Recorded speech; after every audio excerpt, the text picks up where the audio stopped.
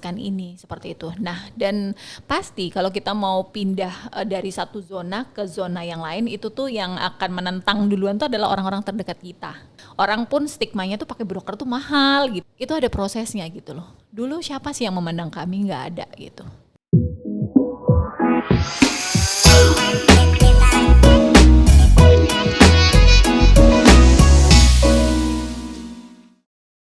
Halo kawan Scale Up, ini Ko Erwin, salam cuan.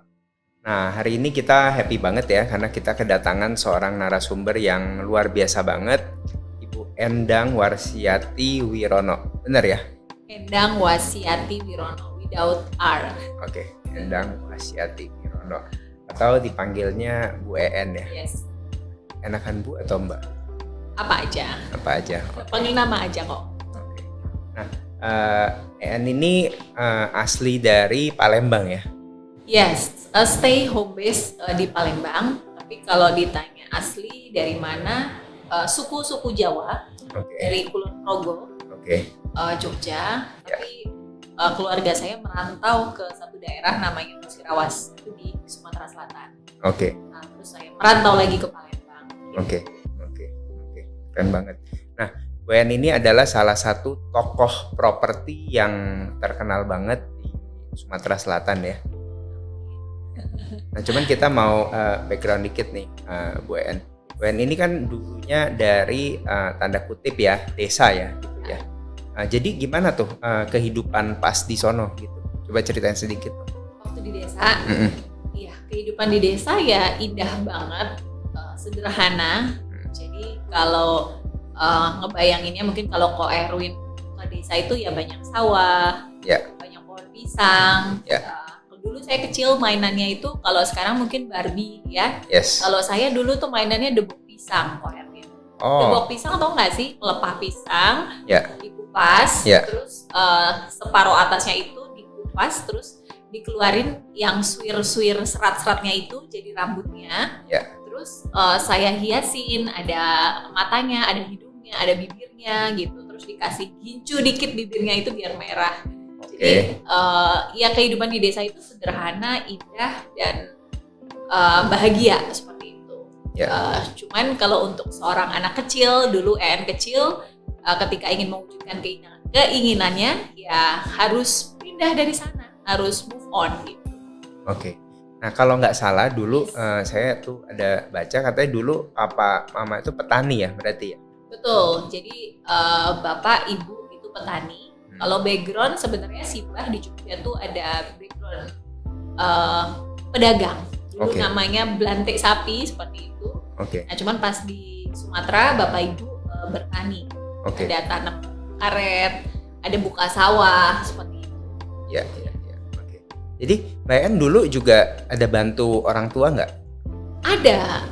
Aku sempet sampai SD itu sempet ikut nyadap karet gitu. Wow. Jadi ikut betul-betul kalau bahasanya tuh apa ya, ngangkit tuh Ko Erwin tahu nggak? Jadi pergi ke kebun karet, terus ambilin si bekas sadapan, si getahnya itu diambil dari batoknya itu, terus dijadiin satu kotak pakai apa ya, cuka karet, cuka parah ya kalau kami orang Jawa ngomong, terus itu nanti dijadiin satu, nah itulah yang dijual seperti itu. Jadi saya pernah ngerasain ikut ke sawah, ikut cabutin benih-benih padi yang mau sebelumnya tuh ditanam. Kalau orang Jawa tuh ngomongnya tandur. Nah, jadi kalau kita tuh sempat yang sampai seperti itu, dan saya betul-betul ikut gitu. Dan memang ya kita diajarin untuk involve lah gitu. Diajarin untuk ikut, ya ngebantu Bapak Ibu. Kan kalau daripada kita ngebayar orang kan, kalau anaknya banyak, ya anaknya aja yang diajak ke sawah seperti itu.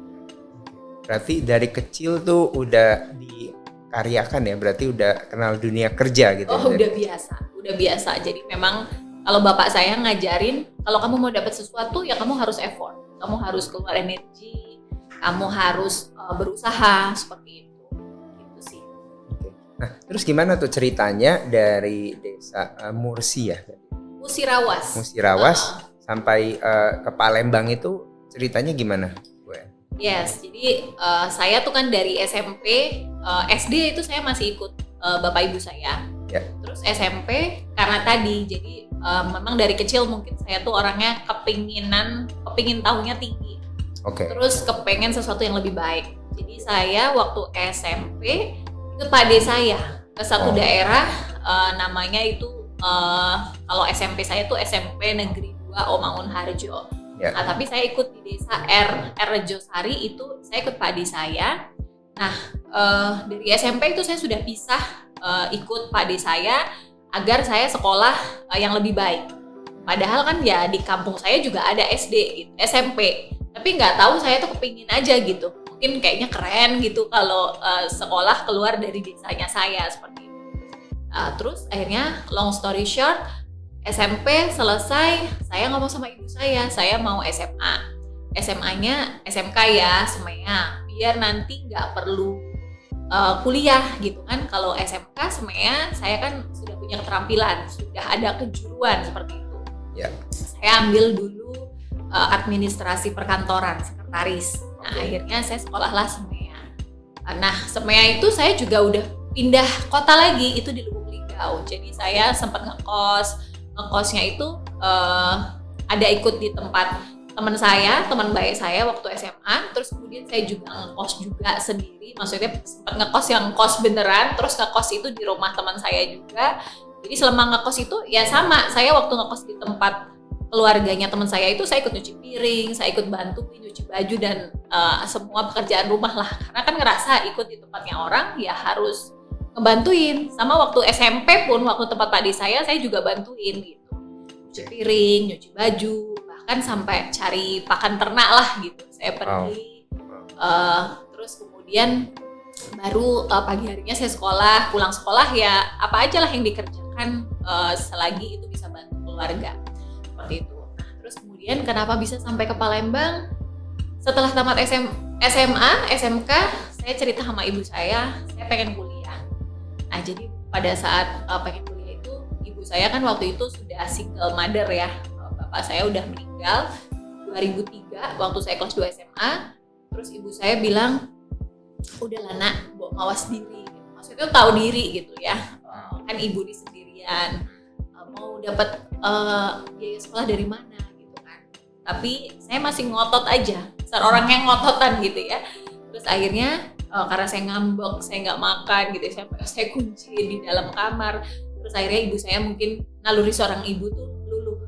Akhirnya ibu saya rela jual 1 petak sawahnya. Untuk ya udahlah ini untuk biaya kuliah ya untuk adiknya, dan ibu saya izin sama kakak-kakak saya. Akhirnya dapatlah hasil itu, dan akhirnya saya kuliah di Palembang. Nah, seperti itu ceritanya. Jadi selalu memang saya tuh dari kecil tuh pengennya yang lebih baik seperti itu. Nah, jadi pas pada saat kuliah di Palembang, saya kuliah itu benar-benar kuliah saja di awalnya. Saya ambil waktu itu fakultas keguruan, fakultas ilmu keguruan FKIP bahasa Inggris. Waktu itu kan juga nggak kayak zaman sekarang ya, mentoring itu banyak, YouTube itu banyak gitu kan, jadi literasi itu masih kurang banget. Yeah. Jadi saya ambillah waktu itu kuliah FKIP bahasa Inggris itu, dan masih ngandelin nih makan tabungan terus, makan biaya kiriman nyokap tadi kan. Yang sawah tadi ya? Yes. Nah, padahal itu kan ya pasti akan habis gitu kan. Nah, dalam perjalanan itu muncul lagi nih, saya kepikiran, wah ini nggak bisa nih kayak gini terus, kasihan ibu saya, nanti kalau duitnya habis jual apa lagi gitu kan, jangan-jangan rumah juga terjual gitu kan. Akhirnya saya memutuskan udahlah saya cari kuliah yang nggak kuliah tok gitu. Jadi saya cari kuliah yang kuliahnya itu malam, siang harinya saya bisa kerja. Akhirnya saya pindahlah ke Universitas Tridinanti, which is itu siangnya saya kerja. Saya kerja dulu pertama kali itu di sebuah bank swasta, di outsourcingnya, bukan langsung jadi karyawan banknya ya. Terus kemudian saya malam harinya itu saya kuliah. Ngantuk sih, capek gitu ya. Tapi ya mungkin karena tadi keinginan pengen punya pendidikan yang lebih baik, pengen membantu orang tua, akhirnya saya bisa jalanin itu tuh keduanya. Oke. Jadi tuh kuliah sambil kerja ya? Oh ya. Boleh kok. Boleh silakan. Bu En, mikrofonnya boleh tolong deketin sedikit.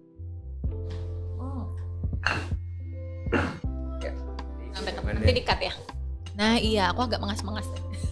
Ya, kelihatannya capek tadi habis bangun pagi. Iya, habis nge-gym. Oke, terus? Luar biasa. Nah, jadi itu berarti habis pas kuliah kan kerja juga ya berarti ya? Yes, jadi siangnya kerja, malamnya kuliah. Nah, Seperti itu. itu berarti habitnya itu kan berarti itu kan pekerja keras ya berarti. Kurang lebih seperti itu, antara no choice. Ya sebenarnya ada sih pilihan. Saya bisa aja jadi seperti anak muda kebanyakan, mungkin kan ya nyantai-nyantai. Cuman memang saya memilih untuk bisa apa ya, lebih keras sama diri saya sih gitu. Ya, nah itu tuh kawan scale up penting banget ya. Kadang orang itu pengen sukses, cuman pengen jadi kaum rebahan aja ya.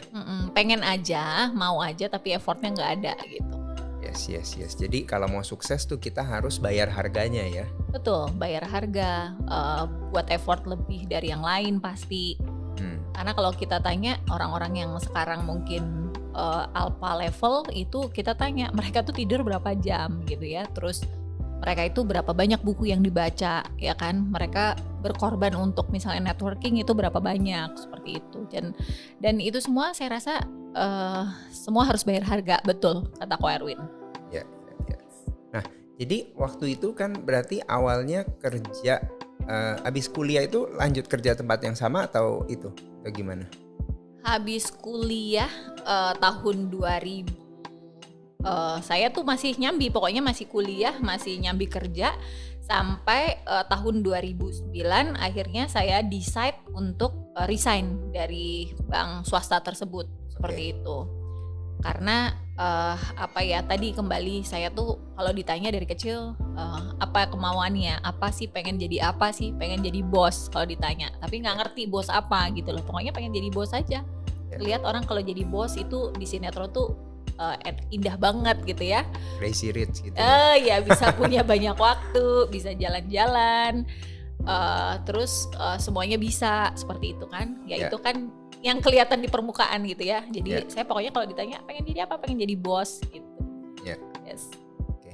Nah jadi apa titik baliknya tuh dan gimana prosesnya dari kerja di bank sampai sekarang kan kalau kita tahu baik di medsos ya kan, maupun di Sumatera Selatan itu Bu En kan terkenal sebagai pengusaha properti ya, yang lumayan terkenal gitu ya. Nah jadi tuh gimana tuh ceritanya dari seorang yang karyawan bank sampai akhirnya bisa jadi tanda kutip lah ya juragan properti. Ya jadi kalau ditanya awal-awal saya pindah kuadran dari employee ke entrepreneur di bidang real estate agent company. Itu juga penganut Robert Kiyosaki. Oh iya. Ya tadi fire-nya itu kalau ditanya kenapa ya pengen jadi bos aja. Kalau dulu kan polos-polos aja. Jadi saya 19 tahun mulai masuk di real estate agent company, itu juga dikenalkan oleh salah satu nasabah saya. Nasabah saya ini sahabat saya juga, salah satu GM di sebuah developer gede di Palembang. Jadi jeng mau belajar nggak tentang real estate agent gitu ya. Apa itu Pak gitu kan. Terus akhirnya dia kenalkan saya ke salah satu brand yang masih terafiliasi sama grup besar, sama Ciputra Group. Dan akhirnya saya banyak ngobrol, berbicara, akhirnya kok ngerasa cocok ya udahlah saya coba belajar. Di awal-awal saya masih bootstrap Ko Erwin, jadi belum langsung resign ya. Saya belum langsung resign, tapi saya langsung masih belajar gitu kan. Tapi di Danamon saya belum resign. Itu awalnya berarti jadi agent dulu ya Bu ya? Enggak, saya udah langsung beli brandnya ini. Langsung beli brand ini juga pergolakan juga waktu itu. Jadi waktu itu ibu saya ngomong, kamu kok udah enak-enak jadi pegawai bank, ya kan, prestis gitu. Jadi cita-cita ibu saya tuh dulu kalau ditanya anaknya tuh pengen denger anaknya kalau pulang kerja tuh pakai sepatu tinggi, bunyinya tuh cetok gitu. Dan itu kan udah tercapai nih. Anaknya udah jadi pegawai bank, terus gajinya juga lumayan untuk seorang single. Terus akhirnya saya bilang, Bu, saya mau belajar untuk pindah kuadran lagi gitu ya, untuk jadi pengusaha gitu. Oke. Ibu saya menentang lah gitu. Kenapa? Kamu kan udah nyaman di sini gitu kan. Kamu juga udah lumayan gitu kan.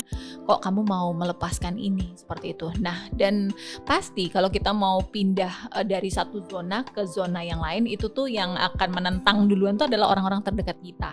Ya. Nah, sama seperti waktu saya mau kuliah, itu kan saya juga harus berantem dulu sama ibu saya kan untuk Ya. ngotot saya mau kuliah. Ya. Tapi karena kengototan saya itu dan keluarga saya sudah tahu kalau saya tuh punya kemauan, punya karep itu harus jadi gitu. Ya. Akhirnya dengan segala daya upaya lah, pinjem lah ke sana sini, terus kemudian ada jual barang juga. Akhirnya terbukalah satu brand, namanya dulu Century 21 Graha. Ya. Sewa kantor ngontrak, terus kemudian juga di awal-awal masih minim ilmu banget kok, ya kan. Modal juga pas-pasan, dan itu juga nggak langsung rising, nggak langsung jadi itu bisnis, nggak langsung orang Palembang itu tahu semua kalau cari properti itu cari kami seperti itu ya. Jadi betul-betul merintis dari nol, harus mengedukasi pasar gitu ya. Jadi orang juga kan bos ke bos itu kalau daerah itu saling kenal gitu ya. Jadi agak orang pun stigmanya tuh pakai broker tuh mahal gitu ya. Nggak usah lah, kita sendiri aja, udahlah kita juga kenal kok seperti itu.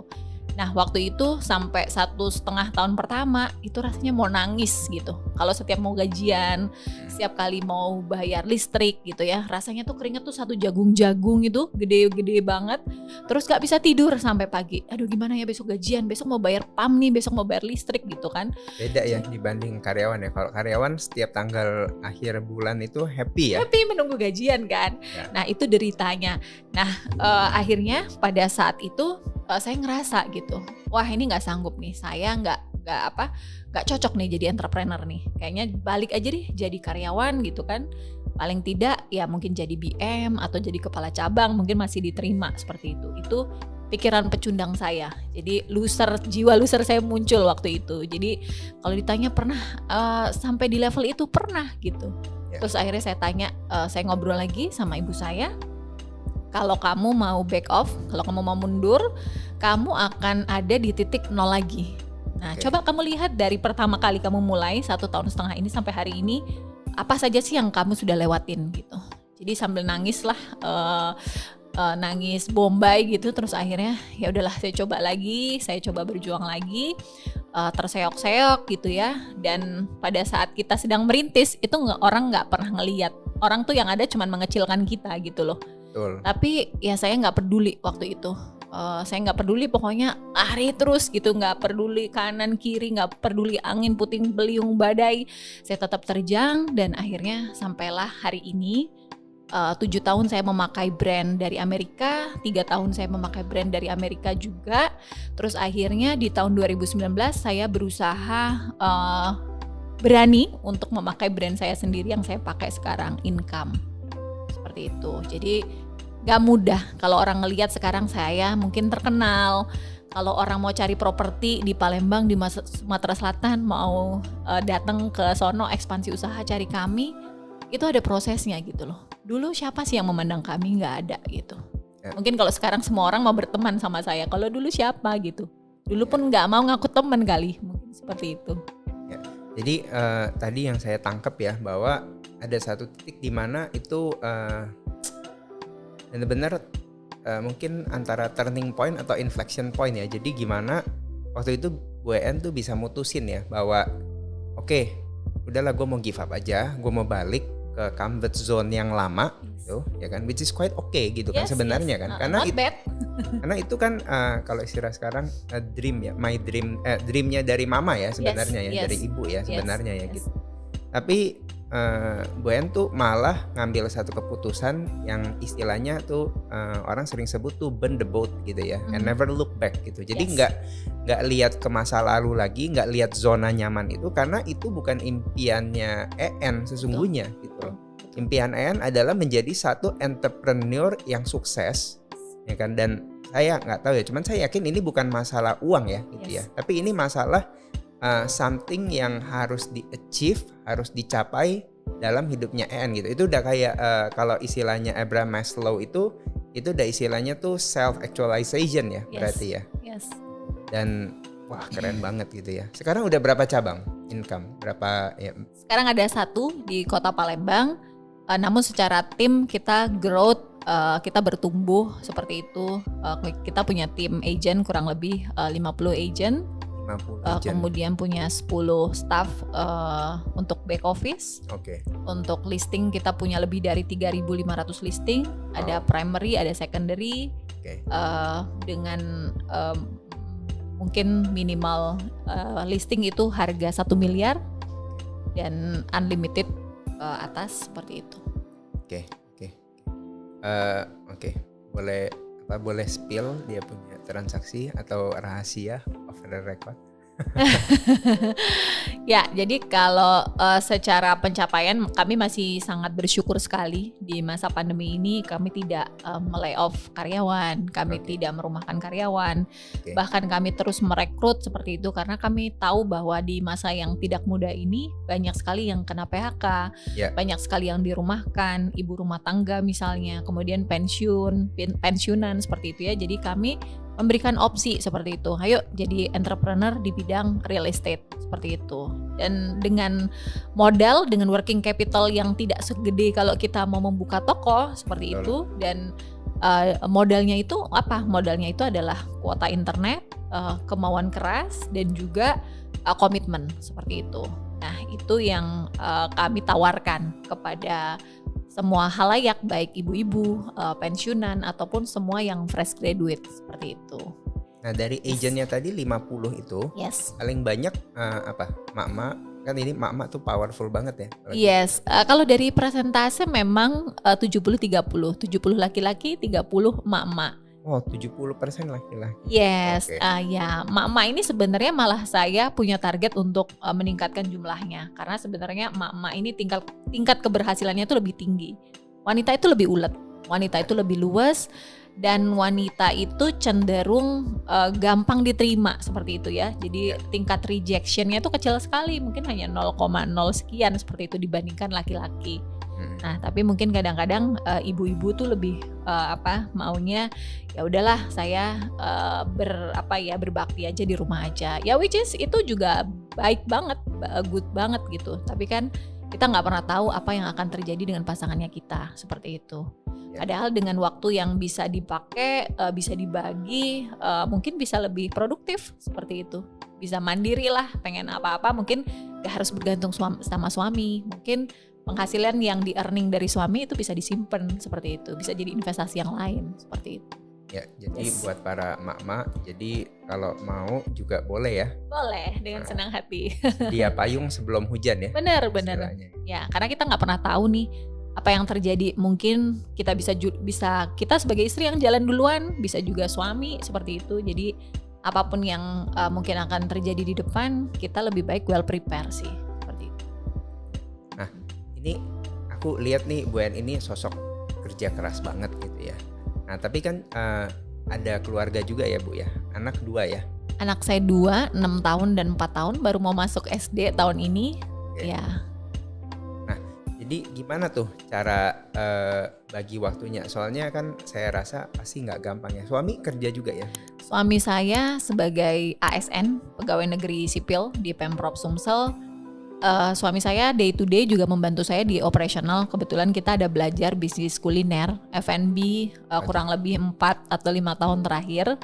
Which is F&B itu juga nggak semudah real estate. Ya kelihatannya mudah, tapi bisnis prosesnya itu panjang banget. Jadi day to day suami bantu di operasional sambil beliau berkarir sebagai ASN. Challenging ya, nggak gampang karena jadi wanita itu dituntut untuk semua bisa jadi semua harus perfect, semua harus sabar ya kan, harus jadi ibu yang baik, jadi istri yang baik, jadi anak yang baik ya kan, jadi teman yang baik, jadi bos yang baik gitu. Nah memang challenging, tapi kalau dijalani dengan ikhlas itu bisa gitu. Jadi saya tidak pernah menganggap semua tugas itu menjadi sebuah tekanan, sebuah pressure. Jadi saya enjoy aja, happy aja gitu. Jadi setiap kali saya ngerasa kok kayaknya tired banget gitu, I'm grateful gitu, apa yang sudah saya lewatin semuanya sampai dengan hari ini gitu. Jadi saya ngerasanya tuh nggak capek gitu. Dan saya memang nggak pernah capek gitu, apalagi kalau suruh kerja ya kok. Jadi saya tuh benar-benar bisa fire gitu, bisa on fire. Kalau bisa tuh mungkin waktu saya 24 jam kerja. Tapi kan saya ingat, saya kodratnya sebagai ibu, sebagai istri. Jadi saya sepintar-pintar mungkin membagi waktu. Walaupun kalau dibilang ada kadang-kadang feeling guilty juga, ngerasa I'm not good mom, good ibu gitu ya, bukan good wife. Tapi saya juga selalu membesarkan hati saya, apapun itu semua butuh perjuangan, butuh pengorbanan.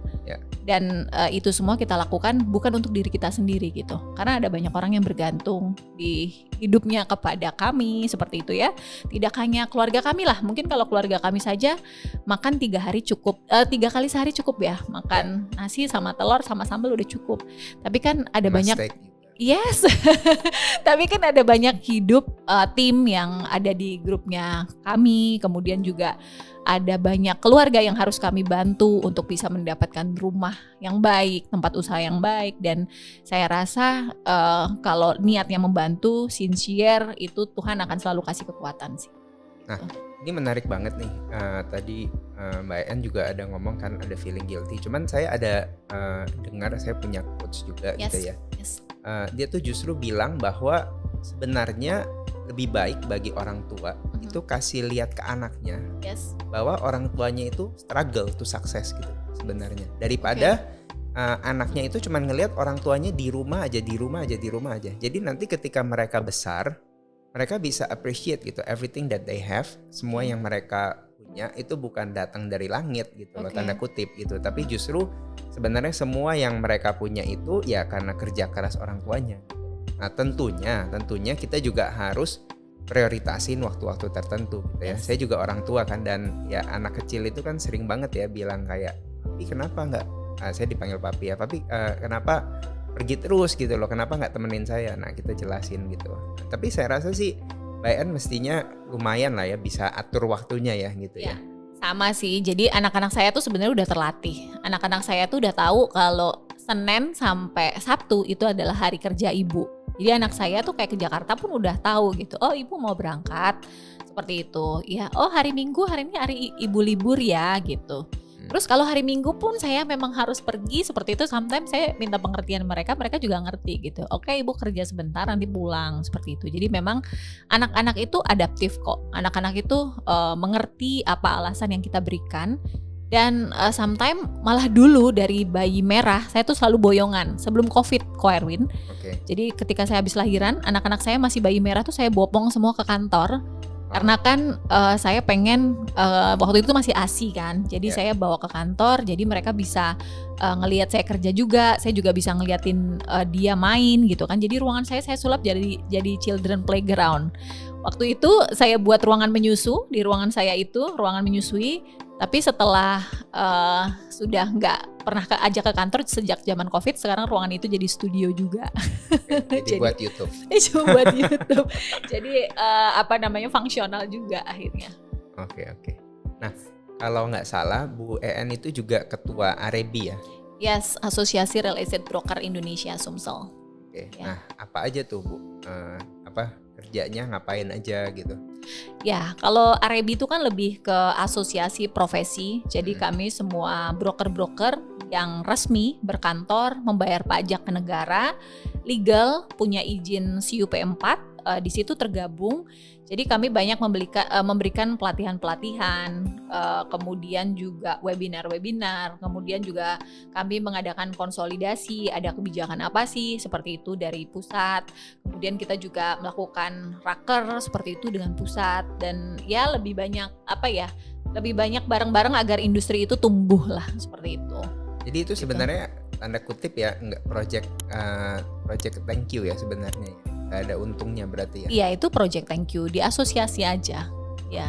Cuman memang itu bagus buat networking gitu ya. Betul, dan kalau kita ada di satu industri, kalau kita masuk di stakeholder yang ada, terus kemudian juga bersama teman-teman yang memang satu profesi, itu kan kita bisa sharing.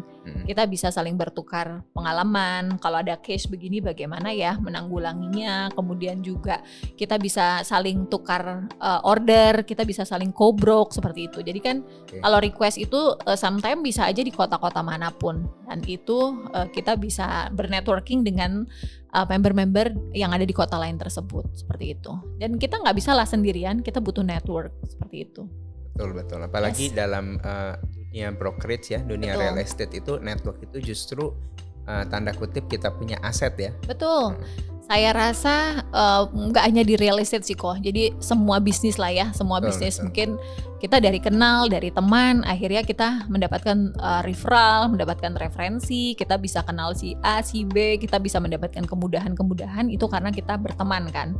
Ya. Nah, kalau hari ini mungkin saya nggak mampir ke sini pun, saya juga mungkin gimana ya, maksudnya kita tidak berteman secara baik kan seperti itu, dan kita nggak pernah tahu what happen tomorrow gitu, kita nggak pernah tahu. Yes.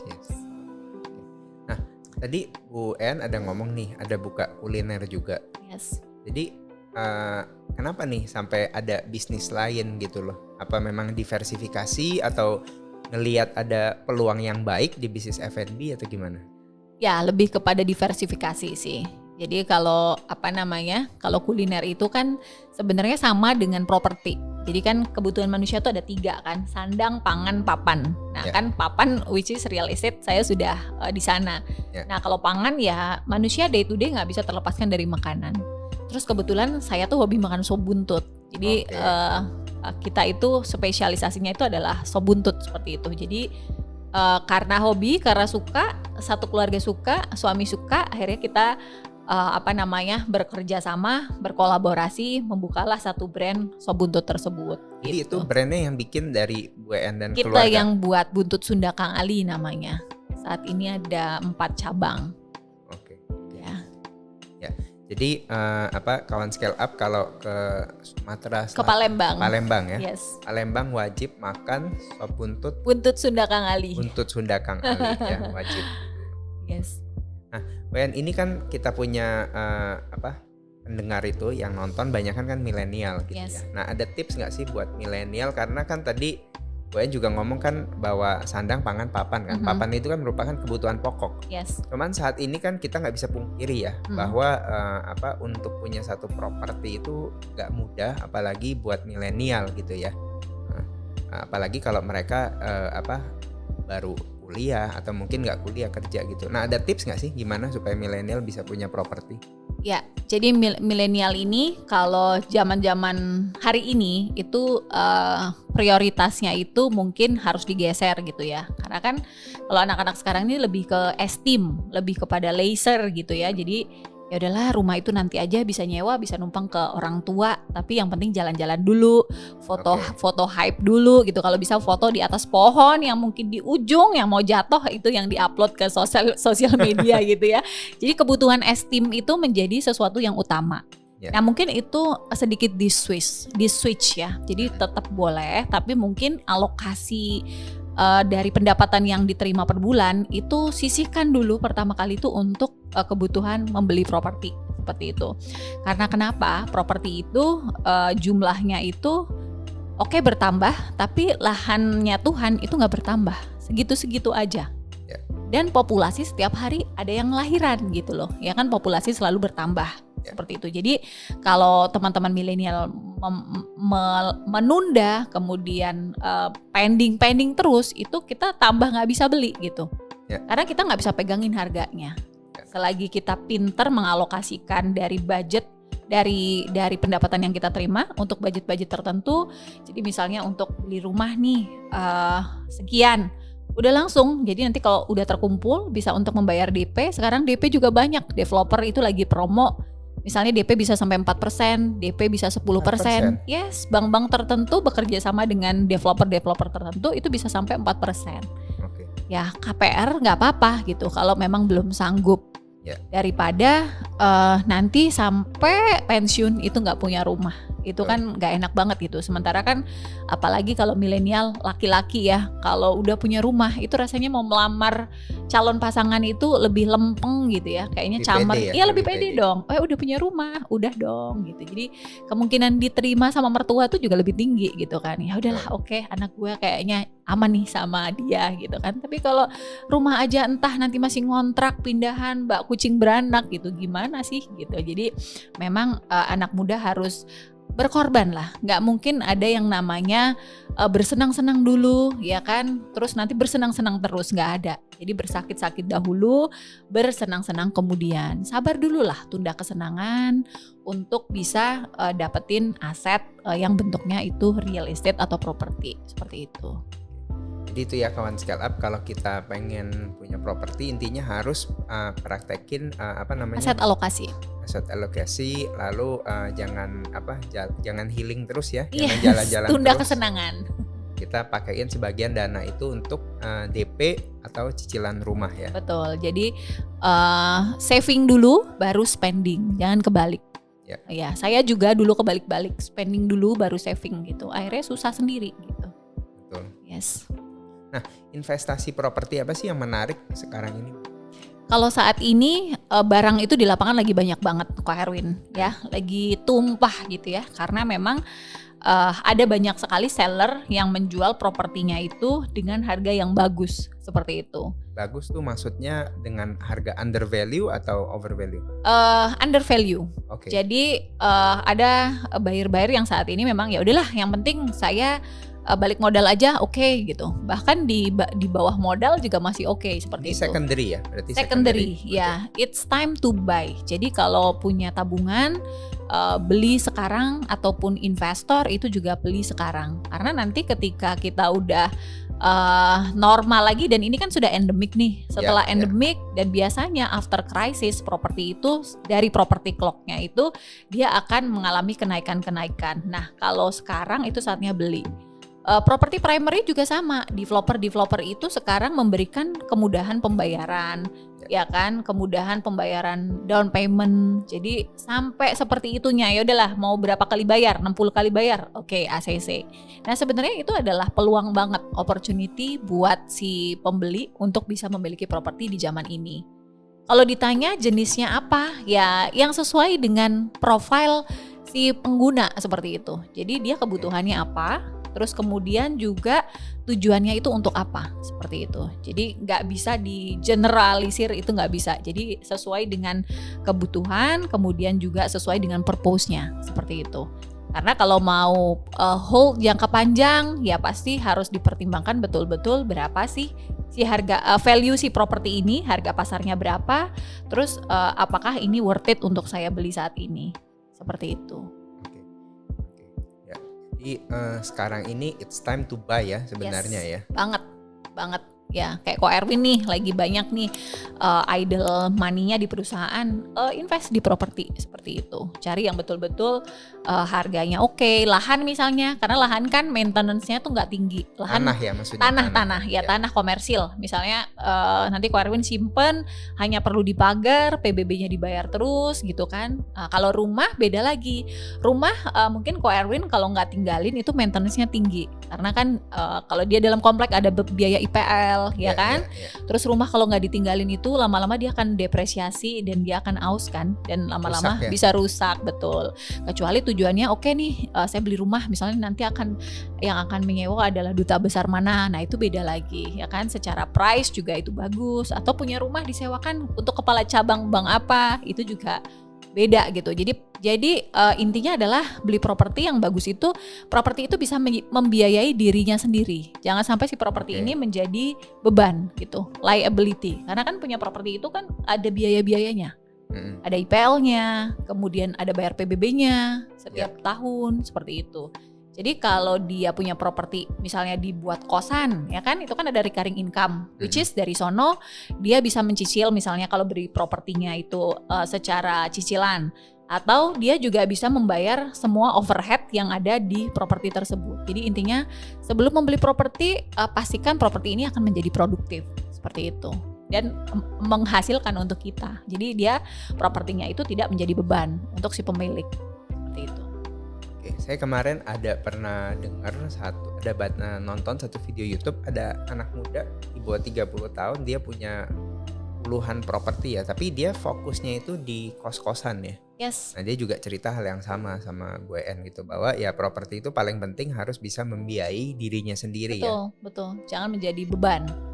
Kalau kita membeli sesuatu tanpa tahu ini mau diapain, terus ya udah taruh doang, itu namanya judi gitu loh. Jadi memang betul-betul harus diperhitungkan purpose-nya apa nih. Oke, kalau ini murah banget ya udah gue hold nih jangka panjang. Misalnya lahan bagus banget nih, lahan komersil bagus banget, terus orangnya BU banget nih.